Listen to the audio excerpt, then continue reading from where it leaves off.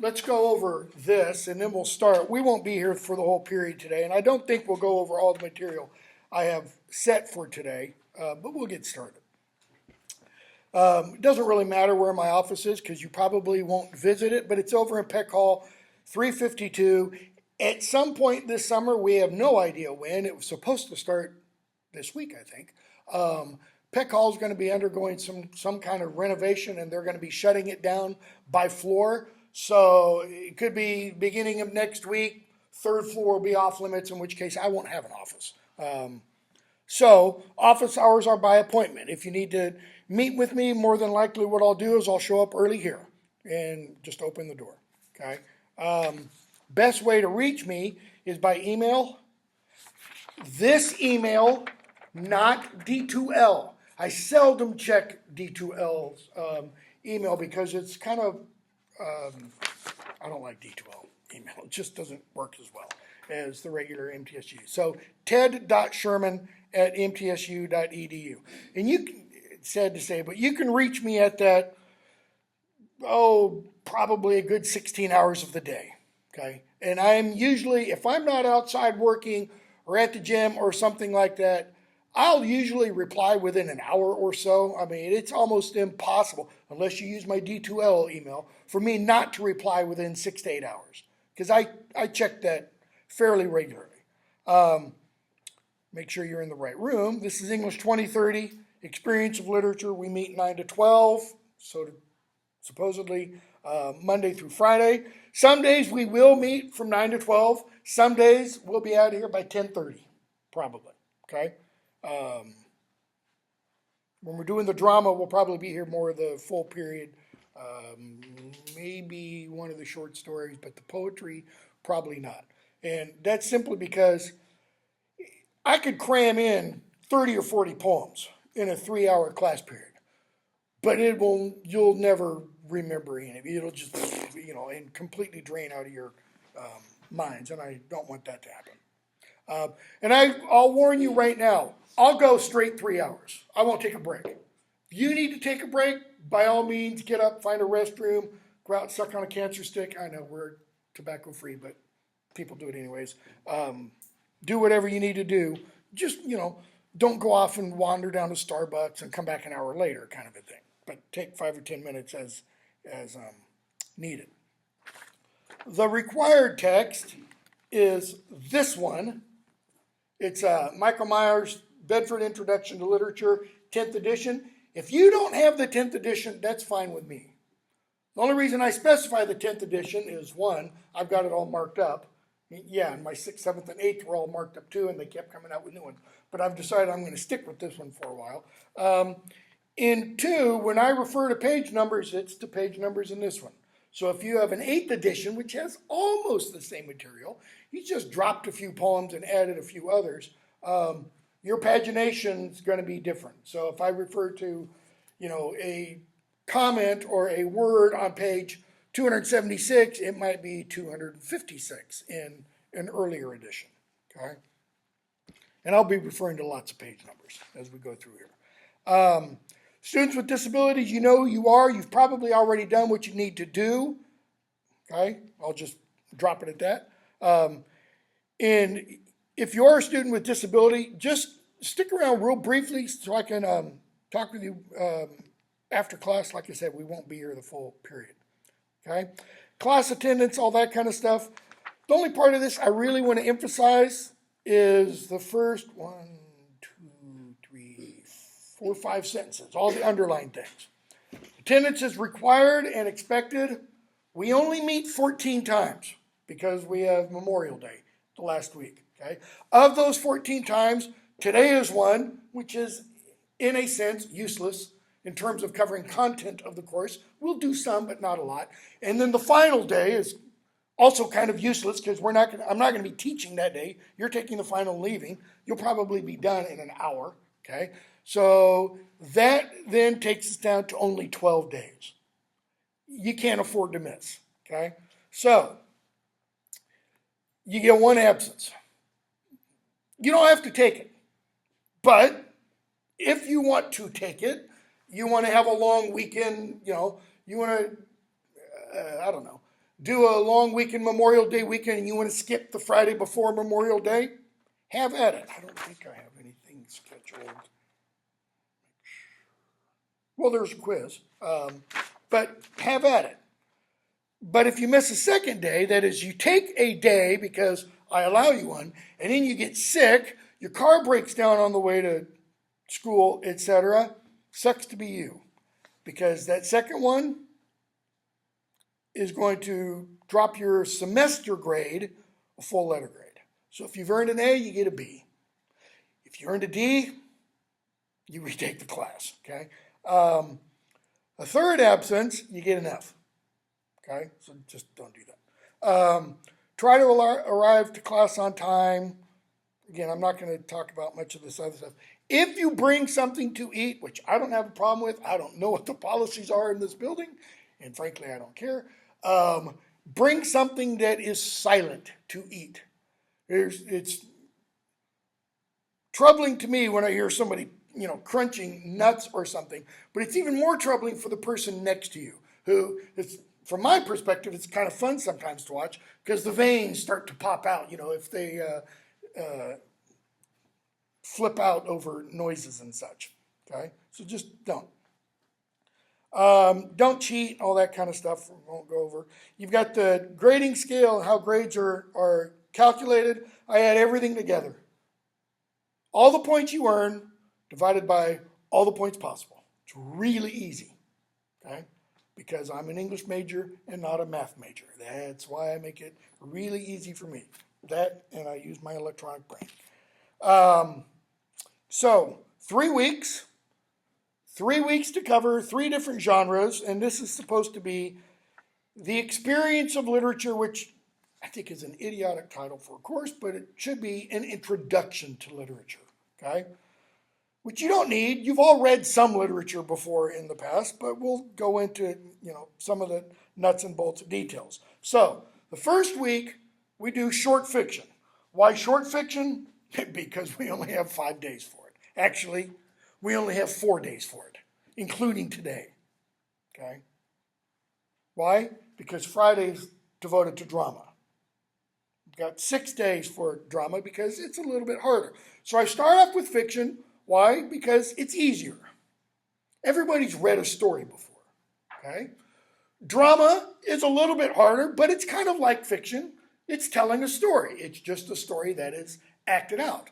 Poetry is the thing that flips everybody out. They're like, oh, I can't understand poems. I hate professors who read all this stuff into poems, and yet you listen to poetry day in and day out. If you listen to music with lyrics, nothing but poetry.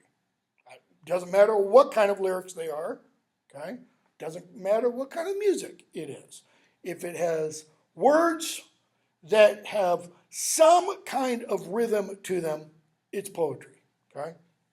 So, today, like I said, we'll spend some time on these elements of literature: plot, character, setting, point of view, symbolism, theme, style, tone, and irony, and then putting all that together, okay? Tomorrow, I've got the same stuff listed, plus a short story, okay? It's the exact same stuff, plus Nathaniel Hawthorne's The Minister's Black Veil. So we'll do some of it today, and then we'll finish it tomorrow. We'll talk about the short story, The Minister's Black Veil. Then we'll have a quiz. All right? For the first couple of days, I'll do quizzes at the end of class. That way you'll have as much time as you need, because probably it won't take the full class. Well, let me rephrase that. If we finish tomorrow at 10:45, I'm not going to give you till noon to finish the quiz, because it's only going to be like maybe a 15 or 20 question quiz, okay? I'll give you ample time though, okay? Let me put it that way, okay? The next day, Wednesday, all we're doing is William Faulkner's short story, Barn Burning, and a quiz, okay? The following day, we've got Flannery O'Connor, and there's a little more information there for Flannery O'Connor, but we're going to do her short story, A Good Man is Hard to Find. And the pages, the numbers that are in the parentheses, those are the page numbers in the book that you need to read for that day. So for Faulkner, for example, on the 16th, you've got 2 sets of pages. Well, the first set of pages is an introduction to Faulkner, about his background, biography, that kind of stuff. And then the last set of pages, 389 to 98, those are actually the pages of the short story. Notice, that is a short story. It's only 9 pages long. Okay? Flannery O'Connor, you've got 6 pages of introduction, and then you have 11 pages of the short story. And then I've got a couple of, couple of other things I'm going to have you read as well. One, a passage from a letter that she wrote to a person on page 467, and they've given the title On Faith to the passage from the letter. Okay? And then there's a passage from another letter on theme and symbol on pages 468, 69. I want you to read those as well. Okay? Then I've also given you the URL, and if you copy and paste this from the electronic version that I sent you, it'll open up. I've also sent you a link to, I didn't send you the YouTube one. I'll send you the YouTube one. It's easier. I'll send you the YouTube link to Flannery O'Connor reading A Good Man is Hard to Find. Okay? Because you're going to see, assuming you listen to it, and we might actually listen to it in class. I haven't decided yet. It's only about 30 minutes, 38 minutes. Her reading of it is a lot different than my reading of it when I read it in class. Because what I do is I read through and then take apart and that kind of thing. I skip parts of it, but the way she reads it, it's a lot more humorous than I think it comes across on the page. Okay? And whenever you can listen to an author read his or her own work, that's kind of important because it gives you a better understanding of their attitude toward it. Okay? And then I've also got the URL there for a longer portion of that letter, okay, about faith, about why she writes as she does, okay? And then a quiz. So we may have that quiz at the beginning of class. Don't know yet, might be at the end. I would be prepared for it to be at the beginning of class, okay? And then the last day of this week, we get more elements of literature again, so that we kind of step back, okay? And we'll talk about elements of drama. For example, plot, characterization, setting. Those are all the things that are in drama. Well, guess what? Those are things we've already talked about for fiction. So we'll just kind of say, as we said, as we said, as we said, kind of a thing, okay? And then you have a study of Sophocles, about 8 pages, 7 pages, because Sophocles is the first playwright we're going to read. And we're going to read two plays by Sophocles, Oedipus the King, okay, from which Freud got his Oedipus idea, that men want to sleep with their mothers kind of a thing. And then we're going to read Antigone, okay, which is the second play kind of in this 3-play cycle, okay. Antigone will be Monday of next week. And then on Tuesday next week, we're going to start a brief study of Shakespeare. We're going to read two Shakespeare plays. Midsummer Night's Dream, one of his funnier comedies that has pretty much been in performance almost from the day it was written. If you want to see a Shakespeare play in the summer, pretty much no matter where you are, if you're in a sizable town, it's going to be a Midsummer Night's Dream. The Nashville Shakespeare Festival will be putting on a Midsummer Night's Dream this summer in Nashville, and starting in August, for example. Okay? And then after Midsummer Night's Dream, we'll do Hamlet, which is a complete opposite. It's one of the more dour, dark, solemn tragedies. You end up with a pile of dead bodies on the stage at the end of that play. But it's also one of the plays from which we get a whole bunch of phrases that everybody uses every day in life. Okay? They're not even aware of it. Okay? How much we borrow from Shakespeare. Then next week, we have the Memorial Day holiday on Monday. Okay? And then Tuesday we start poetry. So you got reading poetry, writing about poetry, word choice, word order, tone, images, figures of speech, symbol, allegory, irony, sounds, patterns, rhythm, blah, blah, blah, blah, blah. While we're talking about these elements of poetry, we will also be reading some of the poems that are then assigned for Wednesday and Thursday. Okay, because some of those poems are found in those sections. And then when we get to Wednesday and Thursday, we won't spend nearly as much time on them. All right? So then Wednesday and Thursday, we've got 2 days for roughly, I think, a total of about 30 poems. So about 15 each day. Some of them are short. Some of them are really long. Okay, well, I'll take that back. What's the longest one? The longest one's probably, I don't know, 60, 70 lines maybe. Most of them are between the 10 to 30 lines. And again, when we're talking about the elements of poetry, there are a few poems also in those sections that I'll discuss and talk about. They could show up on a quiz, even though they're not on the syllabus, or could show up on the final exam. Okay? And then Friday, June 1st, the final exam. So, look at the quizzes and examination comments. Just read through this. There will be a quiz every day. Just expect that. Over the assigned reading. These quizzes will test whether you've read the material about literature, such as the terms, in words that are in bold print. So, for example, today we're going to start with, I'll talk real briefly about writing about fiction because you're not writing any papers, but we'll jump to plot. And you'll see on page 77, well, there's the word plot in bold print. Okay? If there's a word in bold print, you should probably have an idea of what it means. So, bottom of page 77, which is chapter 3 or section 3, I don't really think these are chapters. Plot is the author's arrangement of incidents in a story. It's it. Author's arrangement of incidents in a story. I won't have for the quiz, plot. Tell me what it is.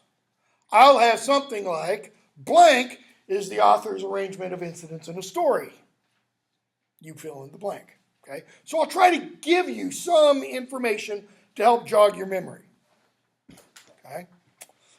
Those will be the longest quizzes. The quizzes that go over those kinds of elements of each of the genres of literature. When we get, for example, to the poetry on the 30th and 31st, more than likely, those will be something like titles of several poems. Tell me who wrote it. Or an author, tell me the poem by that author that we read, kind of a thing. Okay?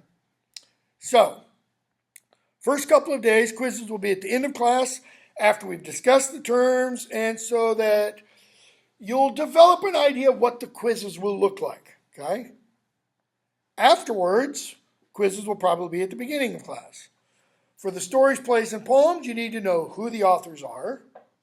So, for example, Midsummer Night's Dream, William Shakespeare, Hamlet, William Shakespeare, Antigone, Sophocles, that kind of thing. You know, when we get to the poetry, same thing, authors. So, for the stories, plays, and poems, know who the authors are, know the titles of the works the authors wrote, know the characters in the stories and plays. For example, Hamlet, you need to know who Hamlet is. You need to know who Claudius is, his uncle and stepfather. Kind of weird. And king. Who his mother is, who his best friends are, that kind of thing. Okay? So, know who the characters are. And generally what happens in the plays and stories. Well, that's what we're going to spend time talking about. All right? But the quizzes will probably be before we spend the time talking about it so that I can gauge that you're reading the material. Okay? You're required to read the introductions to each assigned author and everything assigned above in the syllabus. Quizzes may also cover anything discussed in class, either the day, lost my place, of the quiz or the previous days. If the quiz comes at the end of class, anything that was discussed in class could be on that quiz. Okay? Or if it was discussed the day before, it could be on that quiz. Final exam, this is really important, will be taken primarily from the quizzes. So don't throw them away. Even if you get a 0, don't throw it away. Because when I hand it back, write in the correct responses. Okay? And then use that to help prepare for the final exam. If you use that, if you memorize that, you're probably guaranteed, bare minimum, at least a D, probably a C on that final exam. Now, even though the quizzes will probably account for 75% of the final exam, I might reword the questions from the quizzes slightly. It won't be completely changed, but it might be, rather than, blank is the uncle and stepfather of Hamlet in the play Hamlet. Let's say that's on the quiz. Hamlet is the nephew and stepson of. I might rephrase it like that. Okay? So the nephew-uncle's kind of relationship is still showing up. All right? That obviously, the final exam will be comprehensive. It'll cover everything. And there will be some extra credit there. Each of the quizzes will have extra credit too. There might be 1 or 2 that don't. Okay? But they'll probably have minimum 5 points extra credit, possibly as much as 10. The final exam will probably have maybe 30. Okay? So it's conceivable you could get 130 points on the final exam and, miss a quiz. Well, if you miss a quiz, that's a 0. You get 130 on the final exam, you've gone from a 0 to at least a 30, on that. Or you could miss 3 quizzes. And if you get 130 on the final exam, what does that do? It gives you, if the quizzes are 10 points, hundreds on each of them. So, the extra credit can account for a lot. Last thing, I'll drop the lowest quiz grade. So if you are absent for a day, that will get dropped. There are no makeup quizzes. Okay? So just be aware of that. Any questions? Yes? Is the book required in class every day? If you want to get an A in the course, I would say yes. Simply because you can't follow along if you don't have the book. And what I mean by follow along is, especially when we get to the actual stories, plays, and poems, highlighting, underlining, that kind of thing, taking notes on, because that kind of, the stuff I pay attention to is the stuff that's probably going to show up on quizzes and the final exam. Okay? Other questions? So the exam is worth 100 points without the extra credit? Yeah, exam will probably be worth 100 points. The quizzes will range from minimum 10, maximum probably 20. Like, I'm pretty sure, I've already got them written, because I recycle. I'll go back a few semesters. Probably the longest one is either the quiz that will be tomorrow or the quiz that will be the first day of poetry. Why? You've got the most terms to go over. Okay? Those are probably 15 to 20 points, maybe 25. I think they're 20. Yeah, it's probably it. So there will be a lot of terms. Okay? Some of them will be 2-point questions. Some of them will be 1 point. Some of them there will be multiple blanks in a question. Name the 2 ways an author has to create characterization. That's something we'll talk about today. Well, there's showing and telling.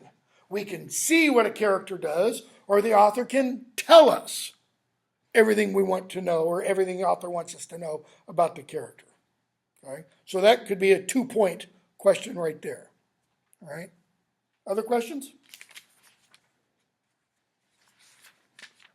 Okay.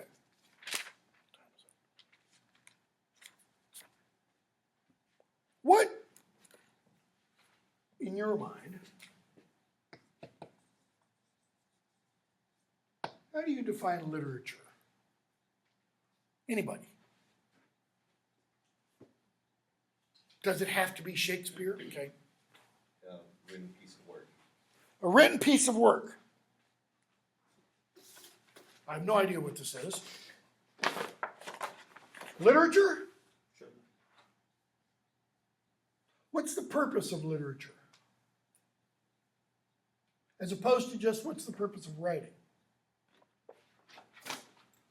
Because I could pull up here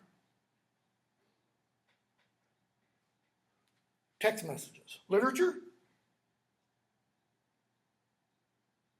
I'm seeing some heads, barely, because you don't want to commit because you're afraid you're going to say the wrong thing.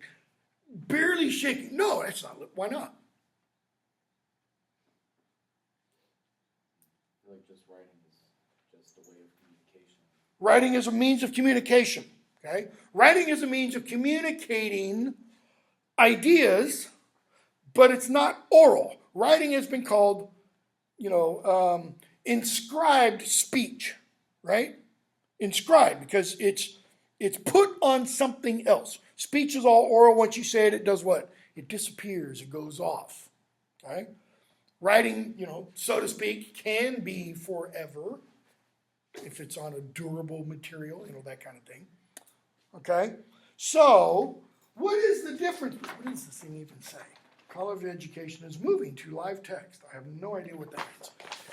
So, what is the difference between this and Hamlet? What's the purpose of this? What's the purpose of, please don't tell me, this is literature. What's the purpose of this? The syllabus that's in your hands or on your desk. It's to inform, right? This is to inform. You would hope there are no lies in this. There is no falsehood in this, okay? You would hope, I can't guarantee it because I'm fallible, that there are no lies in here, okay? There might be a wrong page number. I don't think so, but it's possible, okay? Are there lies in Hamlet? Sure. Give me one.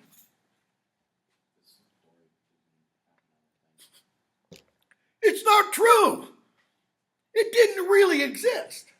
Okay? One of my favorite authors, C.S. Lewis, once told one of my other favorite authors, J.R.R. Tolkien, that poetry and myth and legend are lies breathed through silver. Lies breathed through silver. What does he mean? If it's breathed through silver, it means it gets encompassed. It gets covered with silver. No, you can replace that and say gold if you want. But what's the idea? Beautiful lies. Wonderful lies. But lies nevertheless. Thor isn't real, notwithstanding Chris Hemsworth. Okay? Not real. Beautiful? Yeah, it's a great myth if you've ever read some of the myths of Thor. Fantastic myth, but not real. Okay? So why do we read them? Why do we read Hamlet? Do we read Hamlet for information? Pleasure. So, literature gives pleasure. Because I can guarantee you, this does not give any of you any pleasure. Well, take that back. Maybe it does. If it does, you need to see a psychologist. Because this should not give you pleasure. Okay? That would be weird. Some of the stories in here might. Some of the poems in here might. Why do you listen to music? Meaning, not just instrumental. Music with words. You like it. Makes you feel good. Sometimes you listen to it because it makes you feel bad. That is, there are some songs that make you depressed, make you sad. And that's what the whole purpose of the song is to do. And there are times in your life when you just want to wallow in that feeling of depression or sadness. And there are other times when you want to, put on something else that jacks you. I mean, you don't want to put on the song that makes you depressed and sad when you're going for a workout or a run, right? Because what does it do? It's not going to do any good. If I put on music to work out to, I put on something like U2. Hard driving, a lot of good, and crank it up with my headphones so I don't have to listen to the garbage they play at Gold's. So I'm, doing that here. Why? Pleasure. Okay? What other reason? Okay, let me ask you this. How many of you have read a book that you didn't have to read for a class? Okay, jumping the gun there, that's fine. In the last week? One. How many of you, last 2 weeks? Last month? Last 6 months? Last year? Last 5 years? Okay. Why'd you read it? Or maybe not a book, a story. Or maybe not a book or a story. You saw a movie. Why'd you go to the movie? Pleasure? What's another word for that? Entertainment. Okay? Entertainment. Why does so much of our lives seem to revolve, think of this as a TV rather than a computer monitor, revolve around entertainment? Why do we need so much entertainment? Why do we spend, or why does Hollywood spend, trillions, billions a year, but trillions over the decades, of money on flimsy celluloid that will not be around probably in 200 years? Because we want it? I was going to say escaping reality. Because we want to escape from reality. Why? Is reality that bad? Does your life really suck so horribly that you have to go home and first thing turn on the one-eyed monster and just, let it kind of numb you to your life? Some people, yeah. Some people, yes. Okay. So literature can be a means of escape. Okay. Now, a lot of literary critics say this is a bad reason to read literature or to see films. Don't try to escape your life. Face up to it. Live it as it is, Look the demon in the eye, so to speak. Well, yes, everybody has to do that if they want to move forward. But there also has to be a time where you have to do what? Take a break. Almost everybody, not everybody gets to, but almost everybody gets to take what every year? Even if it's a short one, a vacation. Because what does to vacate mean? To empty, to leave. So you empty your house, you leave your house, and what are you doing? You're emptying yourself of all the built up frustration and stuff. Okay? That's an escape. Does it mean you escape forever? No. Because what happens at the end of the vacation period? You got to go back home. And do what? Face the demons all over again. Only now, what has happened during that period away, during that vacation? During that period of reading, possibly? Probably learned something. You might have learned something. What else? You're relaxed. You're relaxed? What does that enable you to do? Make better decisions. Make better decisions? What else? Focus. In other words, The relaxing, the possibly learning something has done what to your human batteries? You recharged. Why? So you could go out there and fight those demons again. I mean, why do people look forward to the weekend? It's that very reason. To recharge, to kind of, throw everything from the week off, especially if they work 5-day, daily, Monday through Friday days. They recharge on the weekend and they go back and they charge again. Reading's the exact same thing. If it's enjoyable, okay, I have a real problem, just lay my cards on the table, with colleges, departments of English across many universities in the country that require so much English that students hate it. They hate reading.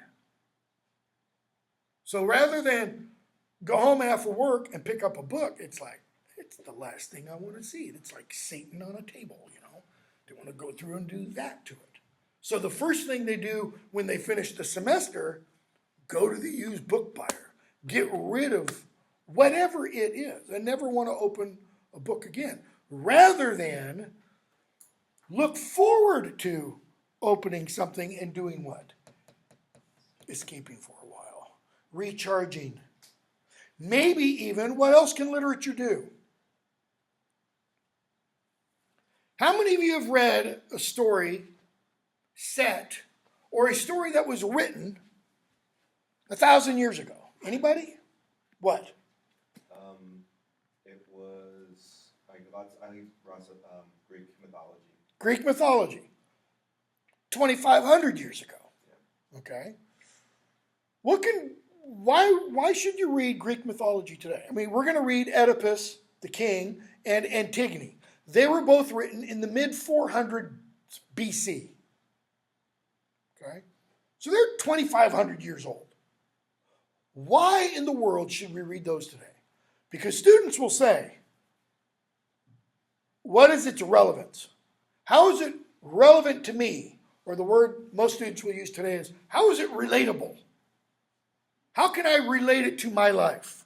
Well, let me give you a very brief synopsis of Antigone, okay, which we'll cover in a few days. Antigone is one of the daughters of Oedipus the king. Oedipus the king, I'll leave him alone. She is his daughter and his sister. Okay, so just kind of, perfect reaction. What? How does that happen? Exactly. Let me go back to Oedipus. So, Oedipus one day is at a party at his home, and a drunk guy says, "You're going to kill your father and sleep with your mother." And he's like, what the? And the next morning, he goes to his father, who is the king of Corinth, and his mother, who is the queen of Corinth, and he asks them. And they said, he is drunk, don't forget. Because he's thinking, I don't want to kill you, Dad, and I really don't want to sleep with you, Mom. Okay? So, later on, he goes to the oracle at Delphi. An oracle that supposedly spoke the words of Apollo. And the oracle told him, you are fated to kill your father and sleep with your mother and bring forth progeny into the world that should never see the light of day. So you're not just going to sleep with your mom. You're going to knock her up. And not just with one child, with many children. And he does. Okay? Later on. So he hears that prophecy and he's like, I love my father. I love my mother. Not in that way. I'm going to run away from home. So he runs away from home. And in running away from home, he comes to a crossroads. And at the crossroads, he meets a man on a chariot with servants. And Oedipus won't move out of the crossroads. And the guy in the chariot won't move. So he kills him. Oedipus kills all the men but one. That one flees. And then he keeps going down the road he's going to, and he comes to the city of Thebes. Okay? It's not like the next hour or the next day. It's several months later is what is implied. Okay?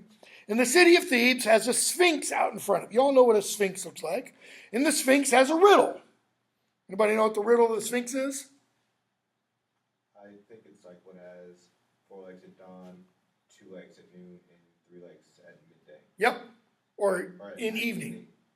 What walks with 4 legs in the morning, 2 legs at noon, and 3 legs in the afternoon? Well, nobody can answer this question. And the Sphinx demands tribute. You answer the question. You don't answer it. You give me something to eat, meaning a person, or I'm going to lay waste to your city. So they, feed it people. Oedipus comes. He answers the question. And the Sphinx disappears. The people of Thebes welcome him as king. Why? Because the old king gone missing. And with the kingship, he gets the queen too. Okay? Now stop for a moment. You're told by a god, you are fated to kill your father, sleep with your mother. What are 2 things you never do? Do you never kill anybody? Well, you can be a little more specific. Can you kill a woman? Sure.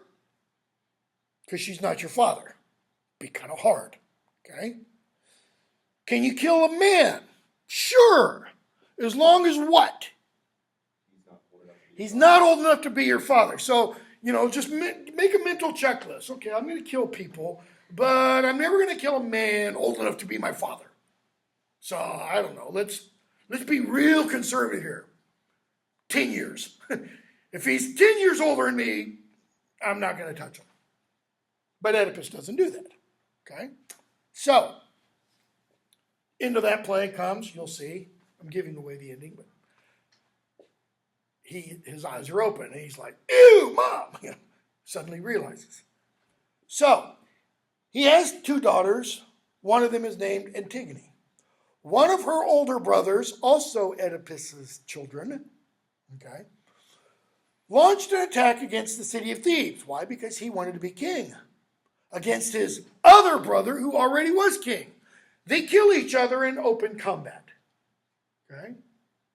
The one brother who's defending Thebes gets an honorable burial by the new king of Thebes, who is Oedipus's uncle and step-uncle. His mother's brother, a guy named Creon. Creon, but it's spelled like the thing you draw with. Okay? Anyways, Creon says, we're going to give the one brother state funeral. Why? Because he died defending the country.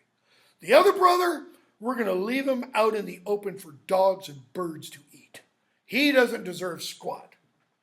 Antigone's like, no, that's not right. He deserves an honorable burial. Why?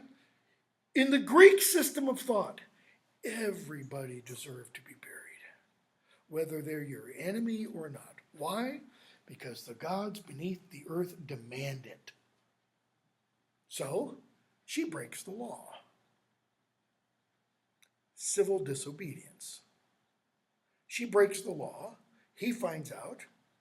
And he demands that she kind of say, tell me that you didn't do this. She's like, why? Well, you're a woman. Said, yeah, so. Okay, this is essentially 2,500 years ago, written by a dead white guy, saying, essentially, women have agency. Women have choices. She is defying the king. How's that for relatability? Okay. She is standing up against the full weight of the state and the law and saying, like James Comey says, I answer to a higher power. Okay? Her higher power is the gods. I'll let you decide whatever you think James Comey's higher power is. Okay? That's relevant, man. That's relevant. So what can we learn from reading something like that? Okay? What can we learn from reading other literature? I mean, it could be something like that, which is set in our real world. Okay? It could be Hamlet, set in, Christian Denmark. It could be something like J.R.R. Tolkien's Lord of the Rings, set in Middle Earth. Not a real place at all. Well, one thing that we can do with that is we learn to see through other people's eyes. We have experiences that we would never personally have. I, thank God, will never know what it's like to have a father who is also my brother, because that would just be too weird. But I can read Oedipus and I can get a little bit of an inkling of that. Okay? I could read,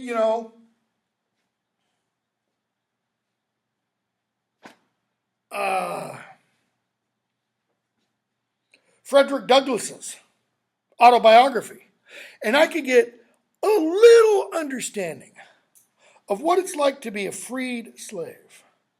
That is, being a white male American, I will never personally know what it's like to be a black male American. But I can experience a little bit of that. How? By seeing through the eyes of a character, or of a Native American, or of a Hawaiian, or of a Japanese American, or pick your group. Okay? Similarly, somebody who's not a white American male, say a Latina female, can understand what it's like to be a white American male by reading something that's written through the perspective of a white American male. In other words, we can see with glasses we weren't born with. Because we're all born with glasses, whether we like it or not. We're born with them, and then as we grow and as we develop as children, young adults, etc., our lenses get shaped and tuned. What are they shaped and tuned by? Our background, our socioeconomic class, our political beliefs, our philosophical beliefs, our religious beliefs. Those all inform how we read this stuff. Okay? I'm a practicing Orthodox Christian. Orthodox meaning like Greek and Russian Orthodox. Okay? Everything I read is kind of filtered through those lenses. Now, often what I try to do is I try to remove those lenses, initially at least, to read whatever is written from what the author's perspective was. For example, I teach the Old English poem Beowulf. I try to approach that perspective, or that poem, from the perspective of an Anglo-Saxon warrior or monk in around the year 800 AD. Okay? So that means I've got to remove an awful lot of my American ideas, such as, what does the Declaration of Independence say? We are endowed by our Creator with what? Certain inalienable rights. Among these are the rights to life, liberty, and the pursuit of happiness. Anglo-Saxons did not understand those rights at all. They didn't think there was a right to life. Why not? Because an awful lot of them died early. You go any other place in the country, in the world. And this is where I would admit, I think Jefferson's off his rocker by saying that. Because the history of humanity is there's no right to life. People get slaughtered every day around the rest of the world. Yeah, he says it comes from God. Okay? But God's not doing much to stop the slaughter, so to speak. Okay? Anyways, so I try to approach it from whatever that perspective is. When we do Antigone and Oedipus, we've got to try to enter the mindset of 5th century BC Greece. Well, one of the things that means we have to do is, whether one is personally a Christian or not, you are in a quote-unquote post-Christian nation. That is, Christianity used to be one of the major ideas just floating around in the air. You got to try to take some of that out. Because Sophocles had no idea of who Christ was. Why? It wasn't around for another 500 years. So you got to enter the Greek mindset, which is fate controls everything. And then you have the gods. The gods can't change fate, okay?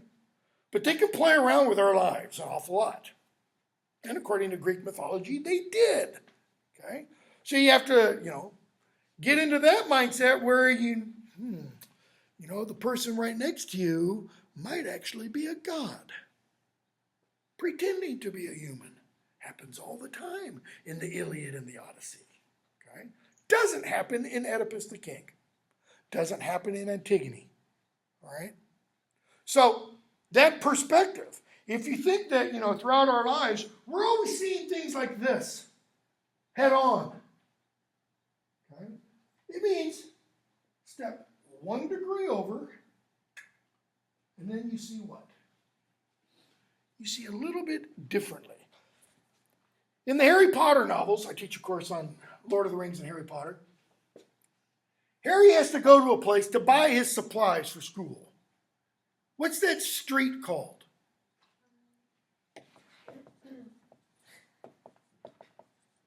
Say that really fast, though. It's diagonally. Because muggles, people who are non-magical, can't see Diagon Alley. But witches and wizards can. Why? Because they're diagonal to our reality. They are just 1 degree off. Okay? So, literature can help us to see that way. To see something we wouldn't normally in our ordinary everyday life experience. Because how many of you have known someone who was the son or daughter of, I shouldn't ask that question, should I? Might be dangerous. Who's the son or daughter of their brother and father, or mother and sister? It's kind of weird, okay? So all that's just kind of background to what do we mean by literature. So let's start with plot. Look at page 77. And we're just going to, for the next, maybe an hour, we're going to look at each of these sections, or some of them at least. We won't get to all of them, in the book. I've got writing about fiction on pages 55 to 77. And the main reason I do that is, well, in the past I've had students write papers for this course. I'm trying something different this time. But pages 58 through 60 give you a series of questions, okay? Questions for responsive reading and writing. Now, these questions can help you better understand the literature you'll be reading, not the information about terms, okay? So, for example, you've got questions about plot, questions about character, questions about setting, questions about point of view, symbolism, theme, style, tone, irony. When you read for the first time, for example, the short story that we have assigned for tomorrow, The Minister's Black Veil, I would do 2 things. 1, read the story first, straight through. Won't take you more than 20, 30 minutes. Okay, it's pretty short. Okay? Then, read it again with some of these questions in mind. For example, setting. Is the setting important in shaping your response? Well, The Minister's Black Veil is not set in 2018 America. It is set in America. It, however, is set in the late 17th century Northeast America. It's set during the time of the Puritans. So, how does that change things? Well, you have to get a little bit into the mindset of the Puritans. So, tomorrow we'll talk about some Puritan beliefs, what the Puritans believed about the world, what they believed about each other, what they believed about the nature of humanity, what they believed about God. Okay? Because that influences that story. That's all part of the setting. Because setting isn't just simple Murfreesboro, Tennessee. We had a chair search this year for the Department of English. We're bringing in a new department chairperson. And one of the people on the interviewing committee said to this chair is, well, this is a pretty conservative area.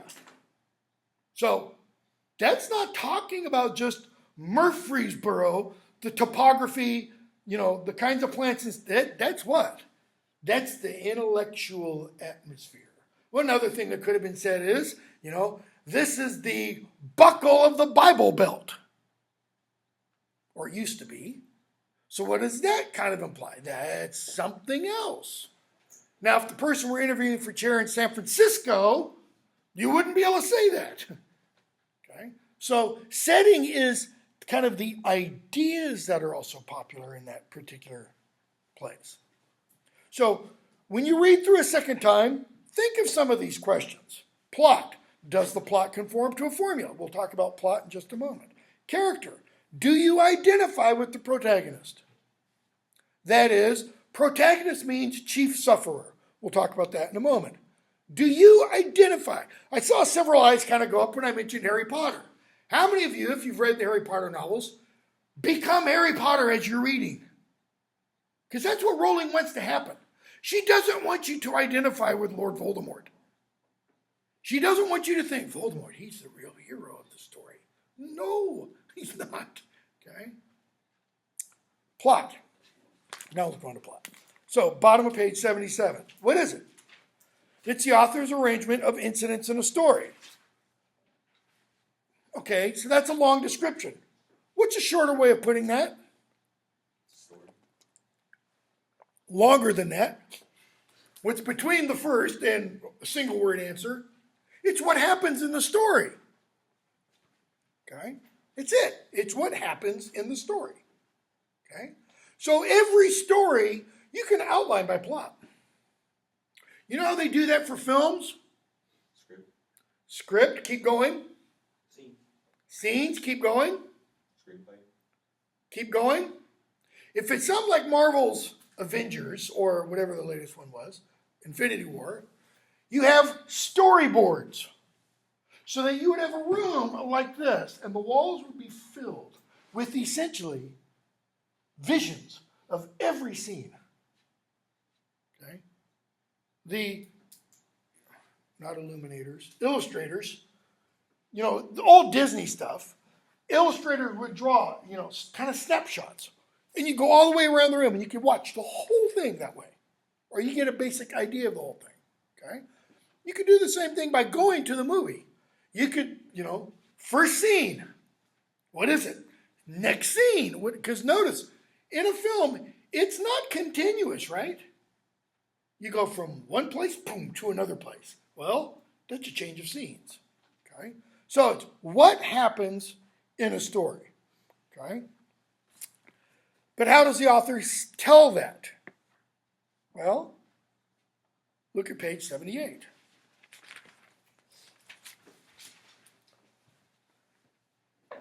Again, I'm only pointing out really the bold print comments. You can begin in the middle of things. In medias res. That's Latin for in the middle of things. If you saw Peter Jackson's Abomination, The Lord of the Rings, okay, my opinion, how does it begin? How?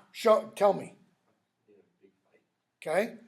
It begins with Kate Blanchett as Galadriel voiceover describing what we're seeing on the screen. And we see the battle that occurred about 3,000 years before the novel opens.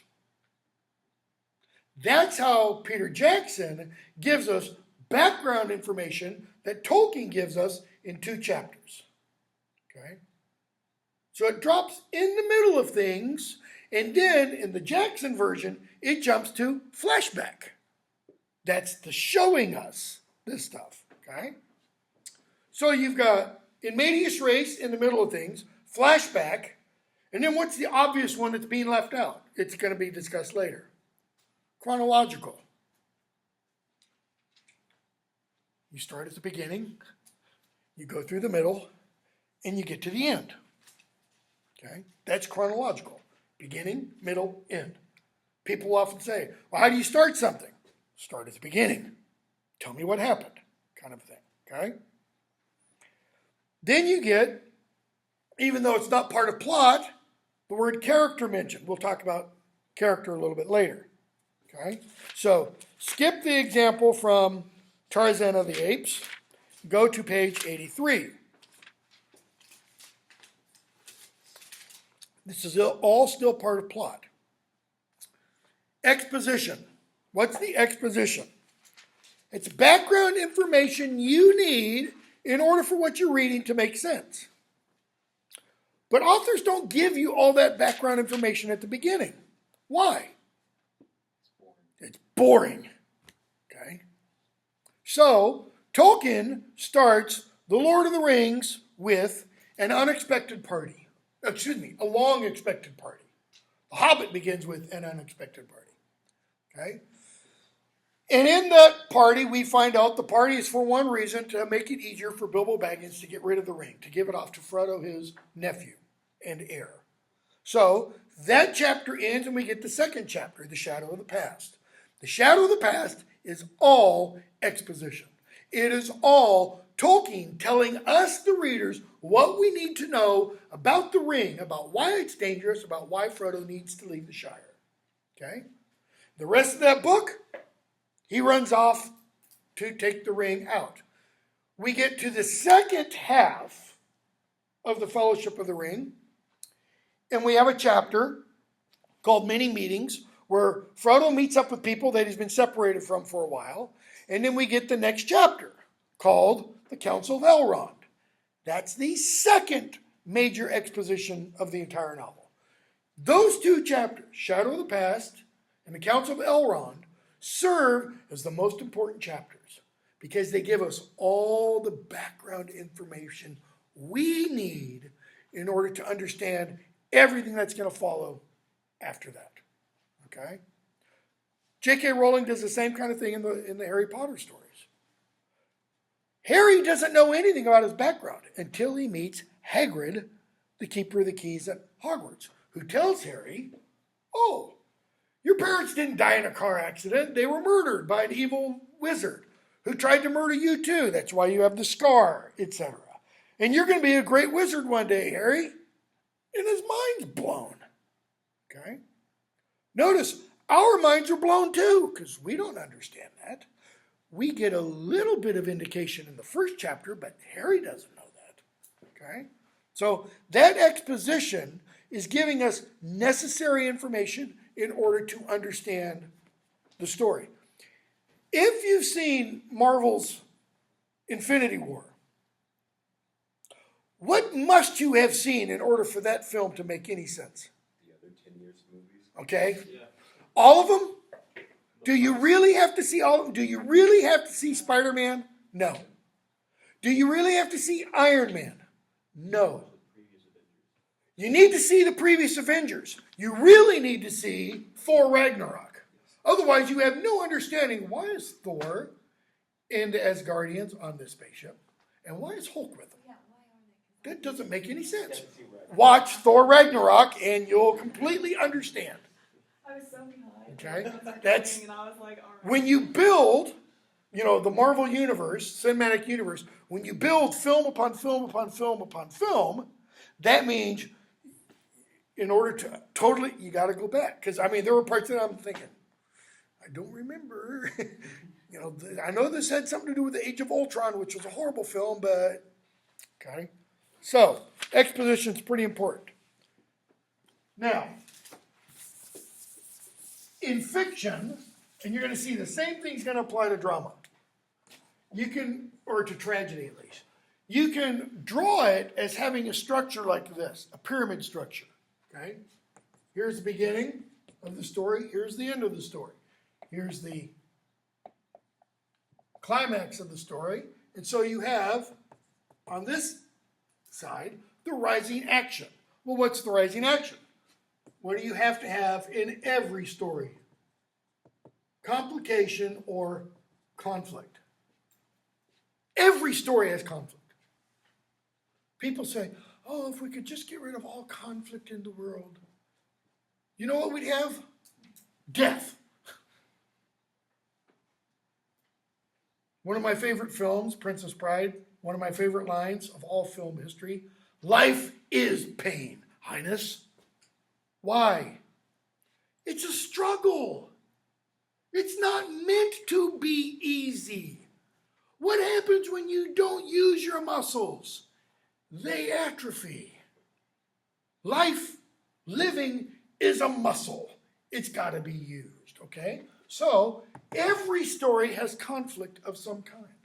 Who's the conflict between? We'll see. It's between the protagonist, the main character, Harry Potter, and the antagonist, the person who opposes the main character, Lord Voldemort.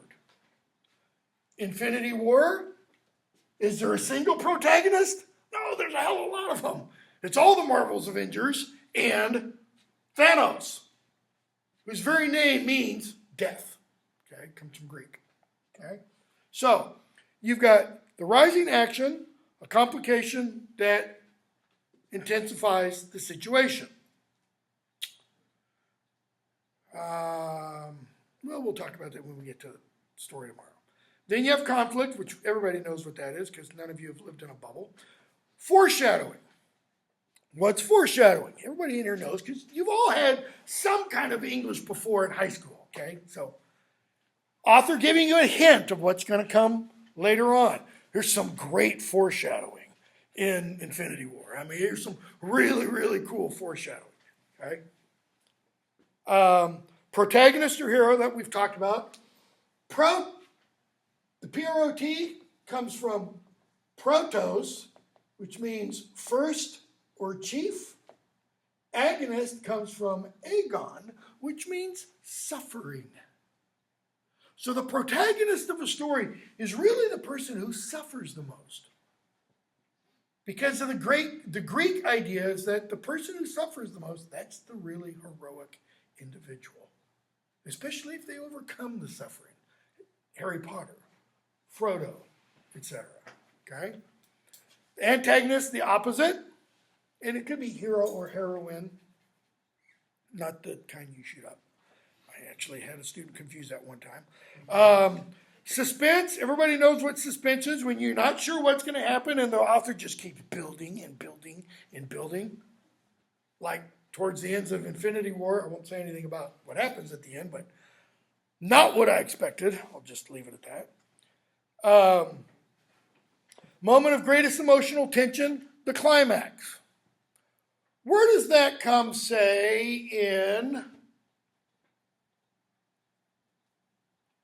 I'm going to use film for a lot of my reference because most people are familiar with the films and they won't be familiar with the books. Star Wars Revenge of the Jedi, Return of the Jedi, whatever the title is. Where's the climax in that? That's the third of the original ones. Came out in 1983. The battle and the... Which one? I'd probably say on, I think, Endor. Possibly. It's with Luke and the Emperor. Right. Okay? Luke's saying he trusts his father. He thinks his father, Darth Vader, is now good. And what does he do? He says, I'm not going to fight you. I'm going to destroy, I'm not, because the Emperor's, while Luke is fighting Darth Vader, the Emperor says, good, I could feel the evil, the anger welling within you. Give in to the dark side and you will be mine, etc. And Luke throws away his lightsaber. Okay? Well, that's kind of wussy of him. And so what does the Emperor do? Fine, you won't come over to my side, then I'm going to zap you with a bazillion jolts. And he's getting zapped, and what happens? The camera cuts to Darth Vader. And what do we see Darth Vader doing? Not casting any aspersions, but here's Luke, here's Emperor Palpatine. He looks at his son, he looks at his master, he looks at his son, He looks at his master and is going, Father, Father, help me, Father, I'm dying. You know. And what does he do? Picks up his master and throws him down the chute. Okay? That's the emotional climax. That's the whole film is building to that scene. Why? It's Darth Vader's salvation. That's the return of Anakin Skywalker. That's the redemption of Darth Vader. Because in that scene, just prior to that scene, Luke told Darth Vader, there is still good in you, Father. I can sense it. And what does he tell him? What does Darth Vader say in reply? Anybody know? He doesn't say, no, you're wrong, you stupid kid. I'm rotten to the core, evil incarnate, Satan in black. Nope. He says, it is too late for me. He doesn't say there is no good. Okay? There is still a little bit of good. That's why it's the climax scene. Okay? And then what do you have at the end? Falling action. The resolution. Everything gets tied together. Without giving away too much, which doesn't happen in Infinity War. It's just chop it off right here, and you're just going. Okay? So you need that resolution, that denouement. How does J.K. Rowling do that in the Harry Potter novels? 7th one. Telling like how they have kids now. 19 years later, stupid epilogue. I think it's a stupid epilogue. Because the end of the novel itself, where Voldemort is defeated and Harry's walking around, kind of blessing people, the Jesus moment, that's a pretty good resolution right there. But that's not good enough for her. She wants it to be, and they all lived happily ever after, etc. Okay? So, skip a few pages and go on to... I don't think there's anything else there. Yeah, you just have stories the rest of the section. Go to character. Page 129.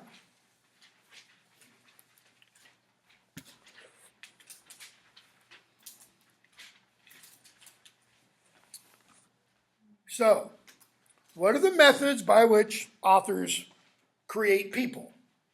Characterization. Okay, that's how they do this. So, how do they do that, though? How do they create characterization? Okay. You get a little selection from Dickens's Hard Times, page 132. You show or you tell. Okay. And which of the two you choose will determine our understanding and appreciation for that character. Okay? So, showing and telling. Characters shown in dramatic situations reveal themselves by what they say and do.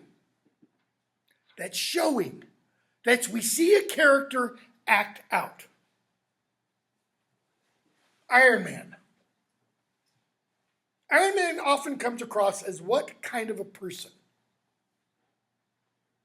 He's an arrogant ass. He just, he's Captain America. The exact opposite. Okay? How? Because of how what we're told about? No, it's their behaviors.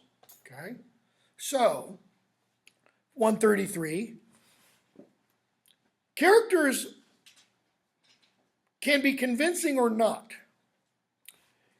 If characters have motivation, then they're convincing. That is, if we can see in what the character says or does that the character has real motive, makes that character believable. Harry Potter. In the 6th book, Harry's having a discussion with Albus Dumbledore, and Dumbledore's trying to get Harry to see why he needs to fight Lord Voldemort. Harry thinks it's all because of the stupid prophecy. Okay? Dumbledore says, Harry, imagine for a moment there was never any prophecy. Prophecy didn't say anything about Harry Potter and Lord Voldemort. What would you do? He says, I'd still want to stop him. He goes, exactly. Why does that make Harry a motivated character? Because what we see there is we see Harry's internal character, his moral compass. Why does he want to stop Lord Voldemort? Because he's hurting other people. And Harry doesn't like other people being hurt. He always wants to stop others from being, even when they're his enemies. In the first book, okay, Harry and Draco Malfoy are out in the Forbidden Forest. They're coming up on something, looks pretty sketchy. Harry puts his arm out and stops Draco from going forward, even though he hates Draco's guts. Okay, that makes Harry a motivated character. Okay, if a character is motivated, if the character is convincing, then we think, well, this is believable. That is, I could meet a character like this, a person like this, in the real world. Okay? Characters that aren't believable, we're going to see some terms later, tend to be flat or stock characters. They're cartoon kind of characters. Okay? Consistent. Harry's pretty consistent from the beginning to the end. All right? Absurdist literature, any hero there on pages 133. Absurdist literature, I don't want to spend a lot of time about, but it essentially says there is no meaning to life. And that's all you need to know. There is no meaning to life, and there are no real heroes. Okay? Life just is, and then you die. You know, you've seen the bumper sticker, life's a beach. Change the vowel. Life's a bitch. And then you die. No, nothing more. Okay? An anti-hero has little control over events.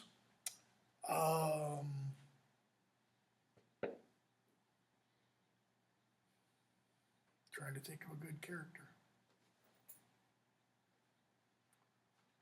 from film or whatever. There aren't many because absurdist literature doesn't make for good film. Punisher. Yeah, but he pretty much takes control of events. But yeah, that'd be a good example. An anti-hero is someone who, suffers what Hamlet calls the slings and arrows of outrageous fortune and can't do anything, who is caught in a web and can't escape. Okay? Who tries to break out, but isn't able to because of the absurd nature of reality, the absurd nature of life, that life doesn't have any meaning. Okay? 133.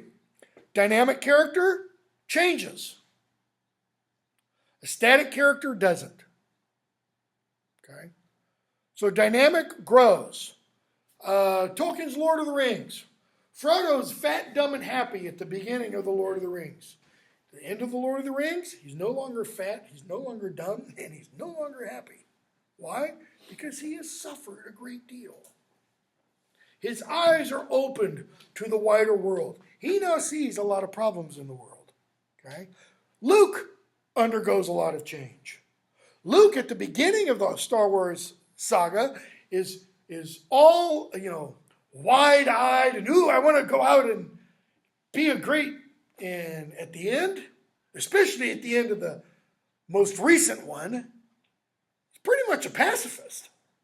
Okay? He's kind of, violence doesn't answer any problems.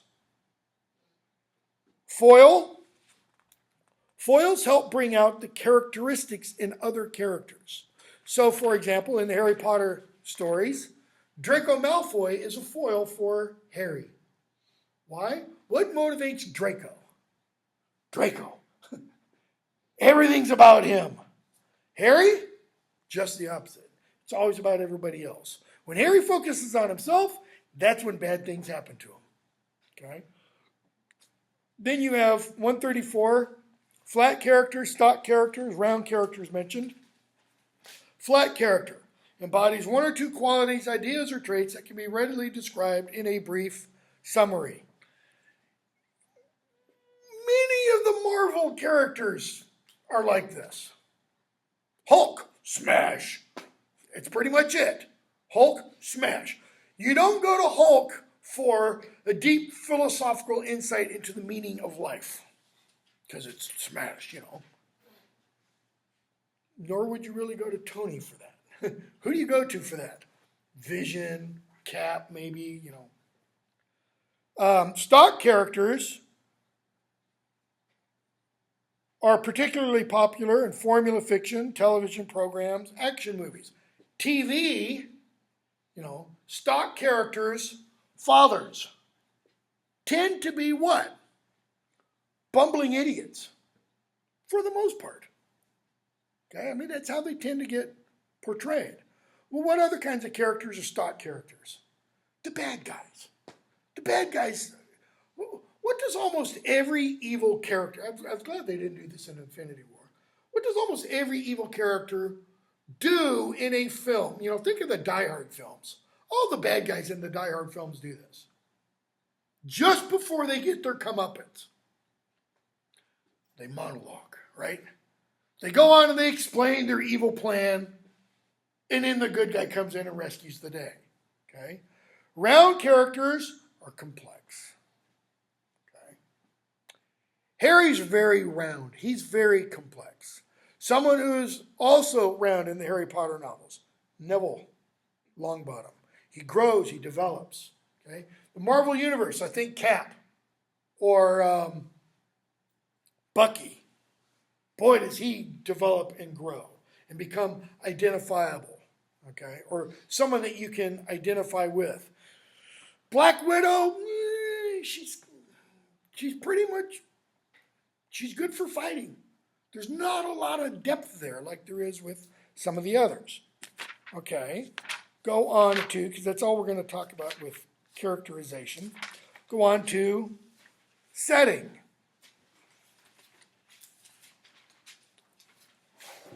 Page 184, sorry. Went down the road too. Setting.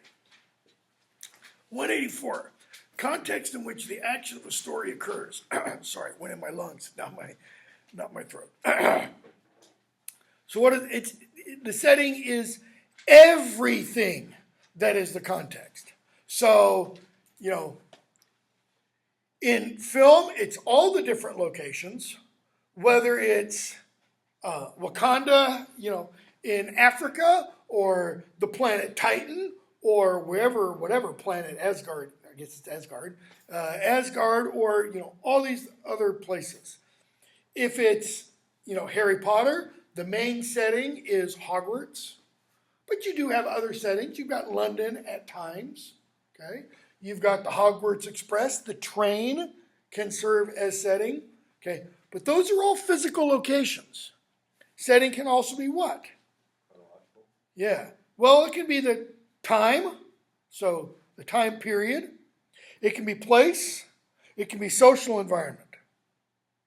So, time. We're going to do, as I said, Oedipus. So, 5th century BC Greece. That's why, in order to really understand Oedipus the king, you got to get a little bit of information about what life was like there. What was thought about women, okay, as an example.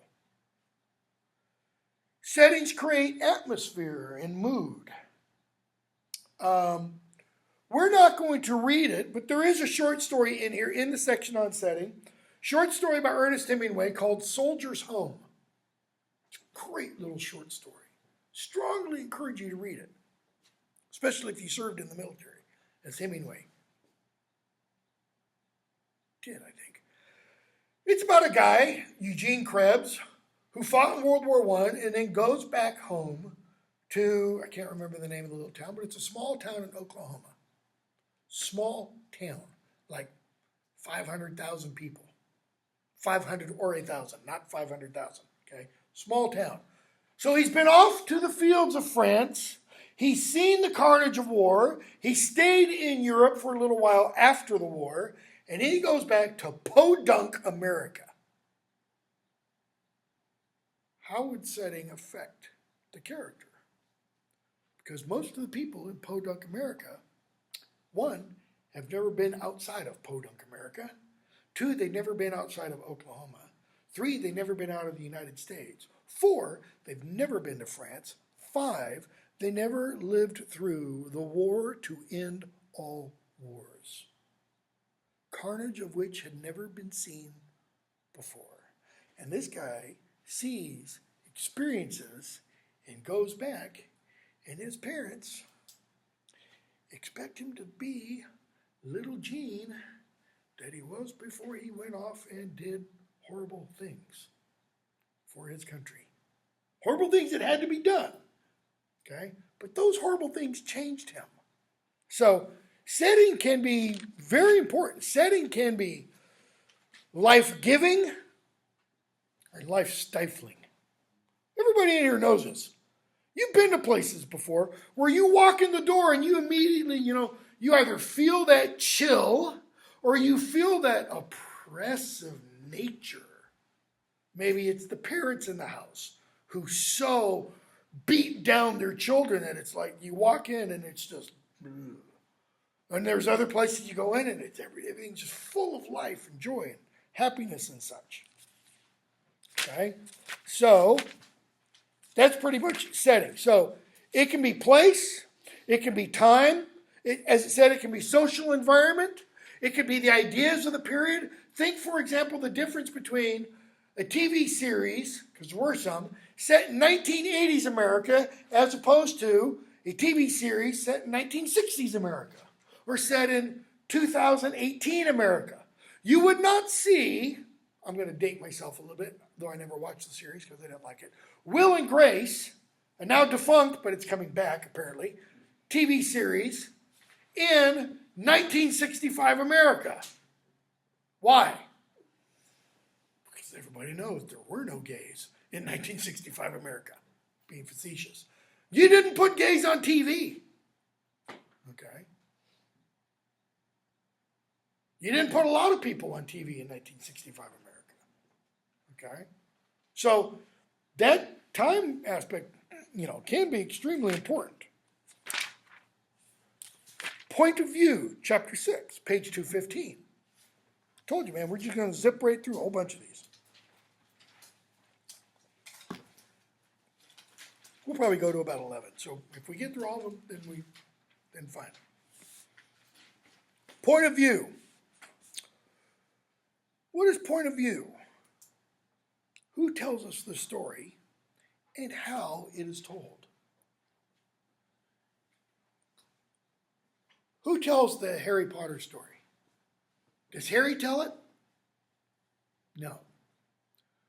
Do we go inside Harry's mind? Do we hear what Harry thinks? Yes, we do. Okay. Does the author take us inside Ron's mind? Yes, she does. Does she take us inside Hermione's mind sometimes? Yes, she does. Okay. So we have an omniscient narrator. Takes us inside people's minds. Okay. We don't have a first-person narrator. Has anybody in here ever read one of the most god-awful, worst books, I think, written in American literature, Moby Dick? Okay, Herman Melville. Got a PhD in English literature. I've tried Moby Dick like 3 times, even when I've taken a graduate course in American literature. I could not finish the damn book. I get to the big section on whales, and it's like my brain and everything just completely shuts down. Okay? How's it open? Call me Ishmael. Call me Ishmael. Ishmael is the narrator. Okay? It's first person. It's all through Ishmael's perspective. Okay? So, you've got the narrator of the story, the person who's telling the story. The narrator can be a person in the story, in which case you have a first-person narrator. Okay? You can also have other kinds of narrators. Page 216. Omniscient, as I talked about with the Harry Potter stories. Okay? Takes us inside the minds of characters. That is, we know what they are thinking, not because of what they're saying, but because of what the narrator tells us what they're thinking. Limited omniscient takes us inside 1 or 2 characters. but not all of them. Okay? And objective. The only way we know what a character is thinking is because of what the character says. We are never told what the character thinks. So, you've got editorial omniscience, neutral omniscience. For example, when a narrator calls somebody a coward, a bully, a hero, that's editorial omniscience. That's where the narrator is editorializing. Because an editorial is designed to do what? Tell you how to think. When a narrator does that, if J.K. Rowling's narrator said, Harry cowardly thought that would be the narrator telling us that the narrator thinks Harry is a coward. By telling us that, the narrator wants us to think the same. Okay? That's editorializing. Neutral omniscience is when the omniscient narrator doesn't give us any of that kind of commentary. Okay? They're not trying to direct you how to interpret or how to read. All right? Limited omniscient we've talked about. Then you have stream of consciousness. We're not doing any stream of consciousness. Greatest work of stream of consciousness narration is James Joyce's Ulysses. A novel you could kind of claim he never actually finished because he kept refining and touching it up. He kept revising it. But it's all like we think. Okay? So you're just thinking along and you put your thoughts directly to paper. I've had students turn in papers like this, where it's no organization, because we don't necessarily always think organized thoughts, right? We get snippets. They come, they go, and it's just putting all that to paper, right? Makes it very difficult to read. So that's stream of consciousness, okay? Objective point of view, as I already mentioned, we don't see into the mind of any character. This is on page 217. That is, what we know of the characters show us through their actions, okay? Or by what other characters say about them, okay? Page 218 and 219. First person narrator and unreliable narrator. So 218. First person narrator. Participant, yes, has to be. Could be major or minor. Moby Dick. Ishmael's kind of minor. He's kind of the person standing off in the back, or sitting in the back, watching everybody, and just relating to us what goes on. Okay? First person, major, maybe more like Melville's Billy Budd, which is a story that's in here, okay? Where, not Billy Budd, Bartleby the Scrivener, where the narrator is a guy that employs Bartleby. So we're told everything about Bartleby from the perspective of the narrator.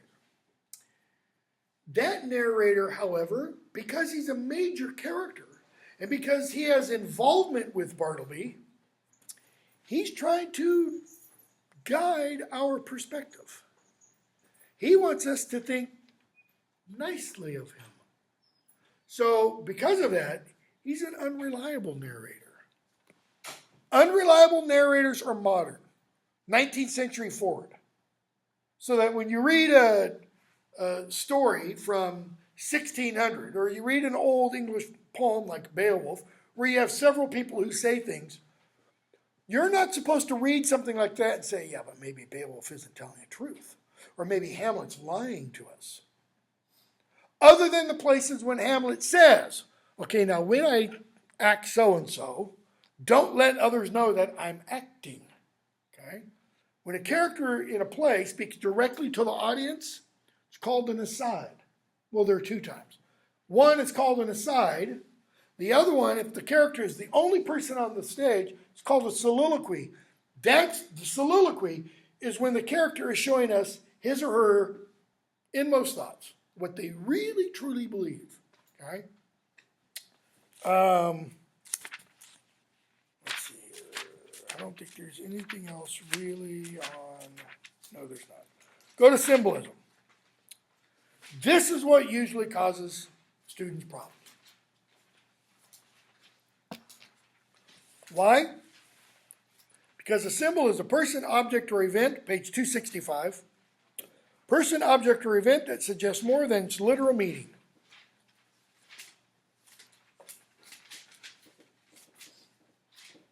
A person, object, or event that suggests more than its literal meaning. Freud said, sometimes a cigar is just a cigar. Why did he say that? Because according to Freud, sometimes a cigar wasn't just a cigar. Sometimes a cigar is a phallic symbol. For Freud, often anything that stands upright can become a phallic symbol. Bottle, tree, tower, whatever. Okay? So, you see one of these, a cross, in literature. Sometimes it's just a cross. Sometimes it refers to the cross, the cross of Christ, kind of a thing. So, a symbol can be a color. A symbol can be an age. 21 is highly symbolic. 18 is symbolic. 16 is symbolic. 8, not so much. Because there are certain things that happen at 16, 18, 21, etc. Okay? So, you've got conventional symbols mentioned on 266, like the cross, okay? Red crescent. What else? Star of David. What's a symbol you're not supposed to use at all in our society today?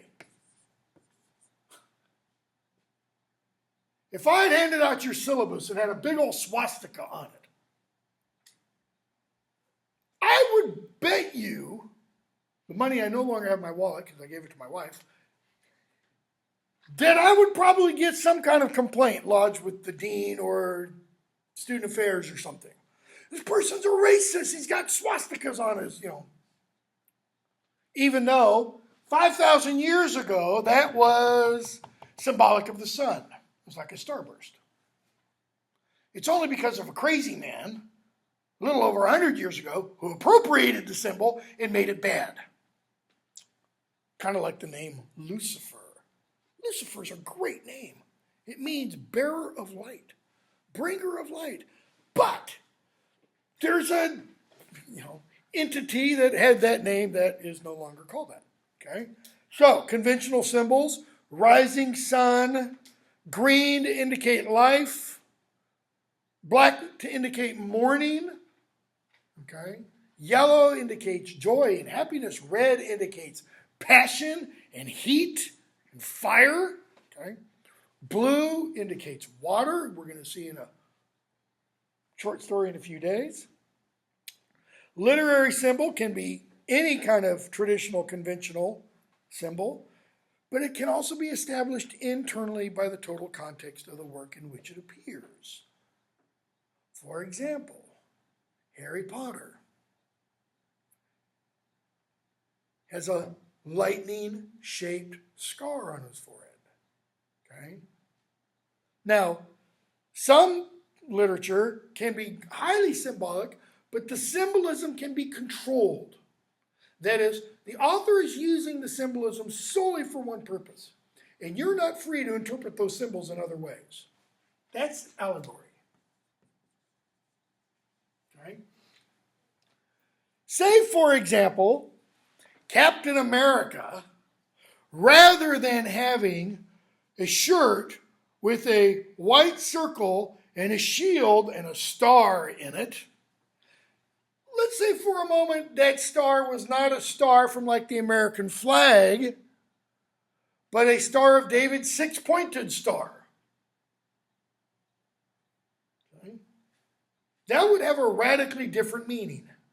Or let's say it was a star, but it was a star, five-pointed star, turned upside down. And the one point is at the bottom, in which case it's no longer a star, it's what? It's a pentagram. That has another totally different meaning. Okay?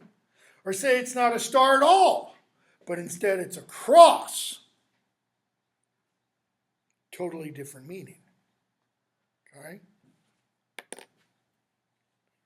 In those instances, you have allegory. Because there'd be no other way to interpret each of those instances. Similarly, if it were a swastika, you would say what? This isn't Captain America. This is Captain Nazi America. Or Captain, alt-right, or whatever you want to call it. Greatest example of allegory, a writer in the 17th century named John Bunyan wrote a novel called Pilgrim's Progress. In that novel, there is a guy who is a pilgrim. Everybody knows what a pilgrim is. Somebody who goes on some kind of religious journey. Well, the pilgrim's name happens to be, anybody know? Christian. Christian never stands for atheist. Christian never stands for Buddhist, Shintoist, Muslim, Jew. He is always and only Christian. Okay? He is going to the celestial city, which is always and only heaven. It's never anywhere else.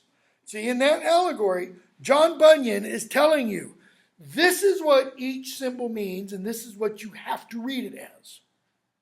So you have no freedom then. The purpose of that kind of allegory is not pleasure. It's teaching. Solely teaching. I want you to understand this. Or I want you to read it this way, kind of a thing. All right? Okay, go on to theme. But bear in mind, most symbolism is open to interpretation. That means interpretations can be wrong. For example, Hulk is green. Green often indicates eternity or always alive, ever living. How does that work with Hulk? Well, there is one way, it just entered my mind. Try to kill him. In one of the Avenger movies, Hulk's, Banner said what? He went off and he tried to swallow a bullet. Doesn't mean he tried to swallow a bullet. He tried to kill himself, and he says, and the other guy swallowed it. Okay? So is he green because he cannot be killed? Everlasting life? It was easier to ink green because he started out gray. Could be. Yeah, in the comics, definitely. Okay, theme. Theme is also one of the hard ones. Central idea or meaning of a story.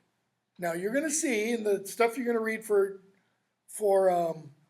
Flannery O'Connor, she's going to say in one of those letters, if you can reduce a story to its theme, it's not a very good story.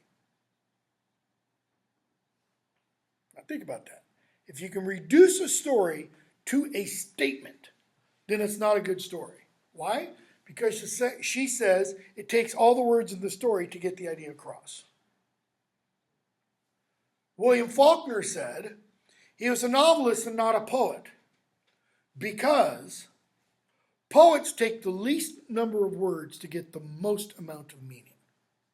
Novelists take the most number of words to get their meaning across. He wanted to be a poet, but he couldn't. Okay? So, central idea. It provides a unifying point around which the plot, character, setting, point of view, in other words, it's the thing that all the other elements of the story combine to create. You don't get the theme simply from the plot. The theme of Harry Potter, the overall series, is not Harry gets Voldemort. It's not it at all. The theme of The Lord of the Rings is not destroying the ring. That's the plot. Theme is something else. Theme implies, theme subsumes setting, point of view, the author's attitude toward what is being said. Okay? So, notice page 297. First full paragraph. Themes are not always easy to express. That is, you can't always read something and go, oh, I get it. Here's the theme. Okay, we'll talk about that when we do Minister's Black Veil tomorrow. So, how do you determine the theme? Look at pages 298, 299. We've got several questions. Now, sometimes, I will admit, sometimes an author will express the theme in a speech, in a character's words. Okay? Not usually, but sometimes. So, for theme, pay attention to the title of the story. The Minister's Black Veil. Okay? Notice, other than the article the, what's the first word? Ministers. What does the word minister mean today? Not when Hawthorne wrote it in the 1850s. Today. Well, it can be like a minister of state, right? I mean, all the possible meanings. It can be that. It can be like a religious minister, a preacher of some sort. There aren't many other ministers. So you've got those two. Well, Hawthorne has a subtitle, a parable. Probably not a minister of state then. Why? Because who's pretty much known for cornering the market on parables? Jesus. He's known for them. Okay? So, the ministers, then you have black veil. Why is it a black veil? Why isn't it a white veil? Well, we're going to talk about all that with the story. So pay attention to the title. Look for details that have potential for symbolic meaning. Okay? Decide whether the protagonist changes or develops in the course of the story. When you can formulate the theme of the story in your own words, write it down in one or two sentences. Okay? Notice, revenge may be the subject of a story, but its theme should make a statement about revenge. Be certain that your expression is a generalized statement rather than a specific description. Don't use cliches. I'm trying to think of that theme. Okay? Be aware that some stories emphasize theme less than others. Now, all those questions are primarily for students who are going to be writing about theme in an essay. Okay, last bit. Style, tone, and irony. Page 323.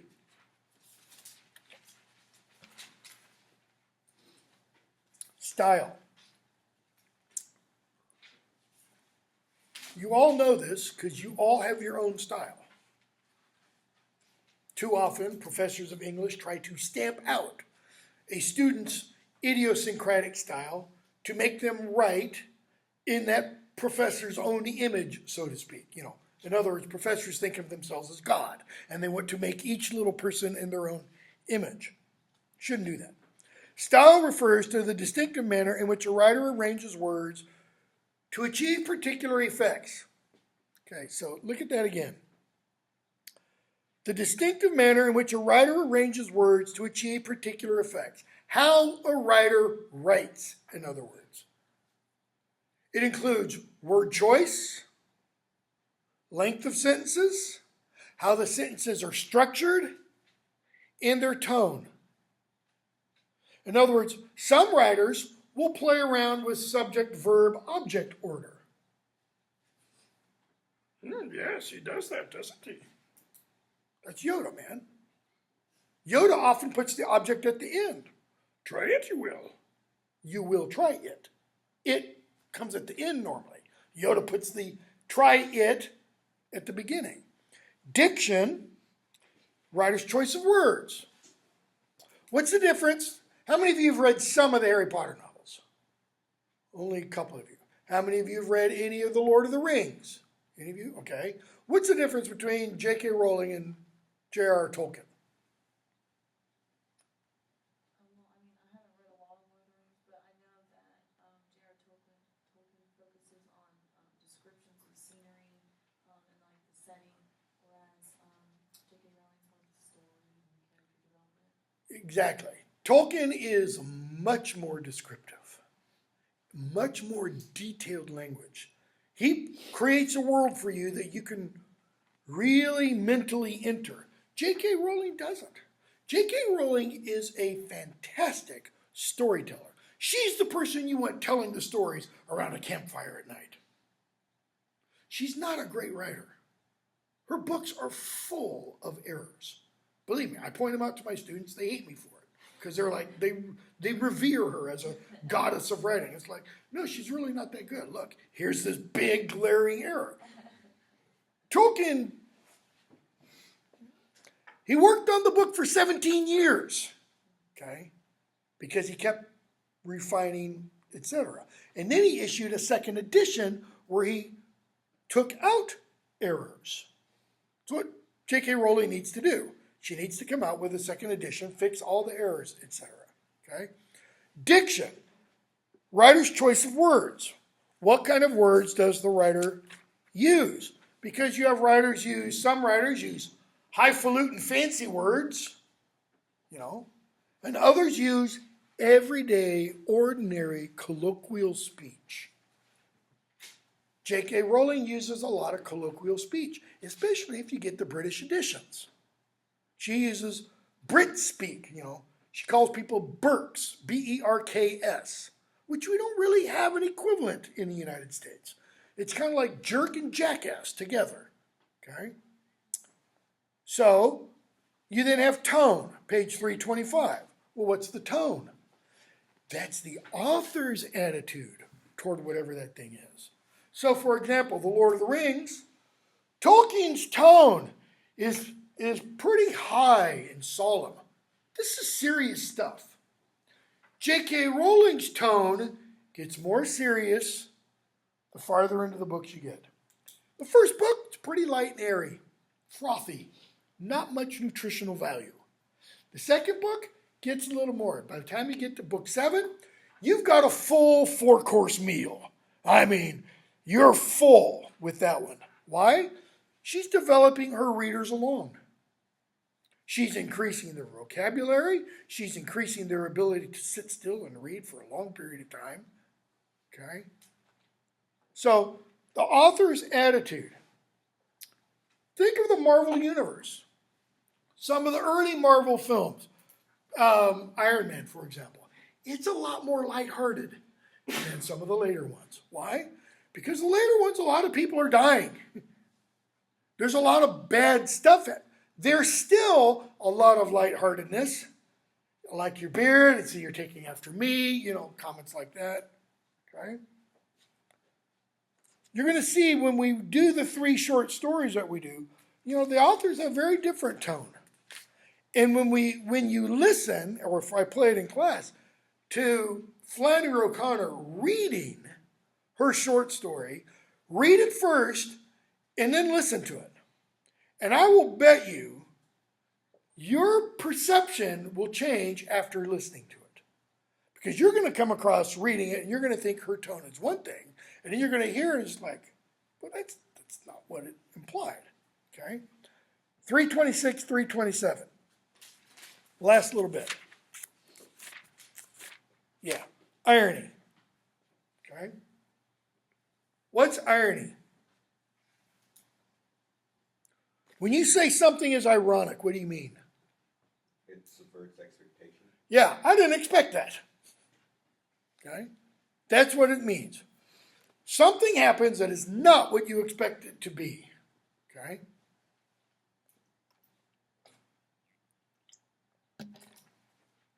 So, irony.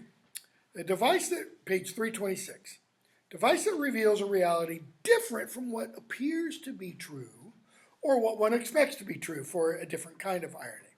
So if you got verbal irony, person saying one thing but meaning the opposite.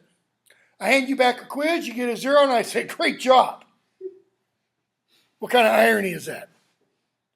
There's a specific word we use for that. Sarcasm. That word, by the way, sarcasm, if I remember correctly, means painful hole. Because what do you do when you're using sarcasm to somebody? It's like a gut punch or a knife wound. It's like a stab. You're creating a painful hole in them. Okay? And I'll warn you right now, I use a lot of sarcasm. So that's what's mentioned there. Situational irony, 327, exists when there is an incongruity between what is expected to happen and what actually happens. Okay? So you expect something and something the exact opposite happens. Let me use politics for a moment. And I don't care what your politics are. You shouldn't care what mine are, but whatever.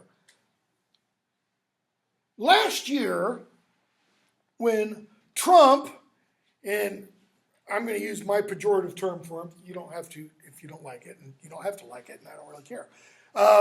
When Trump and crazy little fat boy of North Korea were launching verbal barbs at each other, you know, little rocket man, old dotard, etc. What did the media, the news, the Democrats, what did they think all that was going to lead to? You know, nuclear conflagration. You know, yeah, we now have a weapon that can hit America. And Trump said, yeah, well, I've got a button on my desk, buddy, and it's bigger and it works. I mean, everybody's thinking, these two blankety blanks are going to lead to nuclear war. And yet, what do we have getting ready to happen in about 3 weeks? A summit between the two. We've never had an American president have a summit with the leader of North Korea. Never. We've had secretaries of state go. We've had other, but not. Okay, this is huge. Okay, that's a pretty good example of situational irony. It's like, what planet do I live on where this kind of thing works? Okay. But I will say there were pundits at the time going, no, they both know exactly what they're doing. They're doing this mano a mano thing, and they're each showing their cards. Okay. Dramatic irony is when the reader knows more about a situation than a character knows. Okay? You're going to see this with infinite expertise with Sophocles and Oedipus the King. I'll give it away. Oedipus the King, the original Greek audience in the 490s BC, they knew the Oedipus myth. The Oedipus myth goes back to at least 1000 BC probably. Okay? So they had these ideas floating in the air.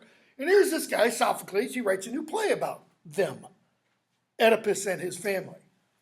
So Oedipus comes out, the play opens, people are praying before an altar that stands out in front of his palace. And Oedipus comes out, and he says all this stuff, and he says, I know why you're here, I know about the plague that's troubling Thebes, and I've sent for, word from the oracle to figure out what the problem is. And I'm telling you right here now, whatever the problem is, I'm going to solve it, even if it falls in my own house. Now, the audience out there is going, buddy, you've just sealed your fate. Because Oedipus, within the course of the play, doesn't know what the source of the plague is. But all the audience is going, Oedipus, you're the plague. Okay? And he actually says, and if I don't find out who killed Laius, the punishment will fall on my head. And they're all going, you're okay, you're okay. That is dramatic irony. The playwright is playing upon what the audience already knows to be true. And the character doesn't. Okay?